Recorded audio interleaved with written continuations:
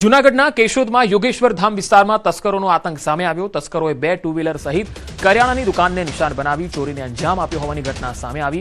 ચોરીની વધતી ઘટનાઓથી સ્થાનિકોમાં રોષ સાથે સુરક્ષાને લઈને ચિંતા પણ છે। સમગ્ર ઘટના સીસીટીવીમાં કેદ થતા પોલીસે ફૂટેજના આધારે તપાસ હાથ ધરી, જ્યારે સ્થાનિકોએ વિસ્તારમાં પોલીસ પેટ્રોલિંગ વધારવાની માંગ કરી છે। તો પોલીસ પેટ્રોલિંગ વધારવાની માંગ, કારણ કે જૂનાગઢના કેશોદમાં લગાતાર અહીંયા ચોરી થઈ રહી છે। તસ્કરો છે એમનો આતંક ખૂબ વધી રહ્યો છે। આ તસવીરોમાં તમે જોઈ શકો છો કે કેવી રીતે વાહનની ઉઠાંતરી કરી રહ્યા છે, કેટલાક દુકાનને નિશાન બનાવી રહ્યા છે। છેલ્લા 2 મહિનામાં આ બીજી કે ત્રીજી વાર અમારી સોસાયટીમાં ચોરી થઈ છે। તો કેશોદ પોલીસ સ્ટેશનને એવી નમ્ર નિવેદન કે પોલીસ પેટ્રોલિંગ વધારે। અહીંયા જે કોઈ પબ્લિક રહે છે તે બધાય મીડિયમ વર્ગ રહે છે, કોઈ હાઈફાઈ ક્વોલિટીના માણસો અહીં રહેતા નથી। તો અવારનવાર અહીં ચોરી થવાના પ્રશ્ન બને છે। ગત રાતના 2 બાઇક અને એક દુકાન છે અહીંયા જે કરિયાણાની નાની, એ દુકાન તૂટી છે, એમાંથી રોકડા પૈસા વગેરે લઈ ગયા છે અને થોડો ઘણો સામાન પણ લઈ ગયા છે। ગઈકાલે રાત્રે અહીંયા મારું 2 વ્હીલ બહાર પડ્યું હતું, એ ચોરાઈ ગયું છે અને પાછળની શેરીમાં છગનભાઈની કરિયાણાની દુકાન છે ત્યાં પણ ચોરી થઈ છે ને એક બીજા કમલેશભાઈ રહી છે એનું સ્પ્લેન્ડર પણ ગયું છે। એટલે 2 બાઇક અને મુદ્દામાલ આ દુકાનમાંથી એ રાતે 3:30 આજુબાજુ ચોરી થઈ છે। વધુ માહિતી મેળવી જૂનાગઢથી સંવાદદાતા અમર બખાઈ જોડાયા છે। અમર, આ વિસ્તારની અંદર સતત ચોરી થઈ રહી છે, તસ્કરોનો આતંક જોવા મળ્યો છે, શું કારણ છે? પોલીસનું શું કહેવું છે?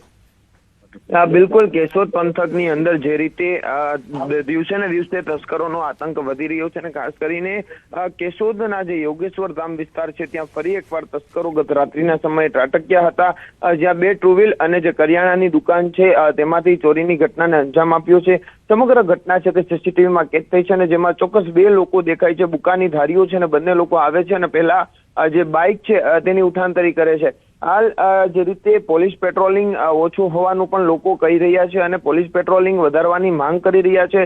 અવારનવાર કેશોદ પંથકમાં આ રીતની ઘટનાઓ બને છે, પરંતુ પોલીસની જે પેટ્રોલિંગ કામગીરી છે તેની સામે પણ સવાલો ઉઠી રહ્યા છે। જ્યારે વહેલી તકે આ તસ્કરોને પકડવામાં આવે અને કાયદાનો પાઠ ભણાવવામાં આવે તેવી માંગ ઉઠી છે, તો બીજી તરફ સતત પેટ્રોલિંગ કરવામાં આવે અમુક વિસ્તારોમાં તેવી પણ માંગ લોકો કરી રહ્યા છે। પંકજ જી, અમારો આભાર માહિતી આપવા માટે।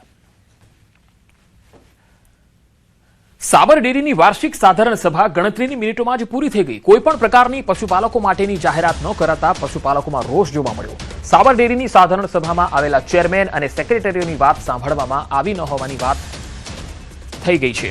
સ્થાનિક દૂધ મંડળીના ચેરમેન અને સેક્રેટરીઓને સાબર ડેરીએ મોંઘીદાટ ગિફ્ટ આપી। પશુપાલકોના પરસેવાની કમાણીના પૈસે સ્થાનિક મંડળીના ચેરમેન અને સેક્રેટરીઓને લહાણી કરાવાઈ। સભામાં મીડિયાને પણ પ્રવેશ ન અપાતા સવાલ ઉઠી રહ્યા છે। વધુ માહિતી મેળવી સંવાદદાતા ઈશાન પરમાર સાબરકાંઠાથી જોડાયા છે। ઈશાન, આજે પશુપાલકો માટે જાહેરાત ન થઈ અને એક બીજી તરફ મંડળીના ચેરમેનને લહાણી, હકીકત શું છે? જી ચોક્કસ કે સાબરકાંઠા અને અરવલ્લી જિલ્લાના જીવાદોરી સમાન સાબર ડેરી ખાતે આજે 62મી વાર્ષિક સાધારણ સભા યોજાઈ હતી। સાધારણ સભામાં મીડિયાને પ્રવેશ તો ન આપવામાં આવ્યો, પરંતુ આ ઉપરાંત જે ડેરીના ચેરમેન અને સેક્રેટરી આવ્યા હતા તેમને મોંઘીદાટ ગિફ્ટો આપવામાં આવી હતી। એટલે ખાસ કરીને કહી શકાય કે પશુપાલકો માટે યોગ્ય ભાવફેરની કે કોઈ જાહેરાત કરવામાં નથી આવી, માત્ર જે એજન્ડા હતા એજન્ડા વાંચવામાં આવ્યા છે ને બસ એમની રીતે જ મનમાની કરીને મંજૂર કરી દીધા એવા પણ પશુપાલકોના આક્ષેપ કરવામાં આવી રહ્યા છે। એટલે કે કહી શકાય કે જે રીતે આ સાબર ડેરી દ્વારા જે એજન્ડા એમને જ વાંચીને સાધારણ સભા માત્ર 10 મિનિટમાં પૂર્ણ કરી દેવાતા પશુપાલકોમાં હાલ તો રોષ જોવા મળે છે। પંકજ જી, ઈશાન, આભાર માહિતી આપવા માટે। ભાવનગરમાં વન વિભાગની બેદરકારી સામે સવાલ ઉઠી રહ્યા છે। બોરડી ગામમાં ગેરકાયદેસર ઇલેક્ટ્રિક શોકથી સિંહણનું મૃત્યુ થયું। પાક રક્ષણ માટે ગેરકાયદે વીજ કરંટ મુકાયો હતો। ઘટનાની જાણ થતાં વન વિભાગ દોડતું થયું। પાલિતાણા શેત્રુંજી ડિવિઝનના અધિકારીઓ પહોંચ્યા। એફએસએલ ટીમે ઘટના સ્થળે પહોંચી અને તપાસ હાથ ધરી। સિંહણના મૃતદેહનું પેનલ પીએમ કરવામાં આવશે।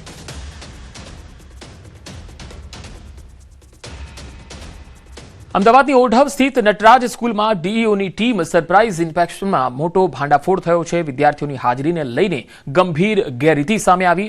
રજિસ્ટર અને સીટીએસ પોર્ટલ પર હાજરી નોંધાયેલી હોવા છતાં ક્લાસરૂમમાં વિદ્યાર્થીઓ ગેરહાજર જોવા મળ્યા। અંદાજે 50% ગેરહાજરી નોંધાઈ। શિક્ષણ વિભાગે અગાઉ સ્કૂલના 11 જેટલા વર્ગો બંધ કરવાનો નિર્ણય લીધો હતો। હવે ડીઓ દ્વારા સ્કૂલની માન્યતા રદ કરવા તેમજ 100% ગ્રાન્ટ કાપવા માટે વડી કચેરીમાં દરખાસ્ત કરવામાં આવી છે. ચાલુ વર્ષે પણ અમે વર્ષની શરૂઆતમાં જ આ પ્રકારે ટીમ બનાવી ઇન્સ્પેક્શન કરાવ્યું તો તેમાં પણ એ જ પ્રકારે જોવા મળ્યું છે. એટલે માન્ય વર્ગો કરતાં વિદ્યાર્થીઓની સંખ્યા જે છે એ જેટલી હોવી જોઈએ એના કરતાં લગભગ 50% આજુબાજુ જોવા મળતા અમે 11 જેટલા વર્ગો તાત્કાલિક અસરથી બંધ કરવા માટેનો નિર્ણય લીધો હતો.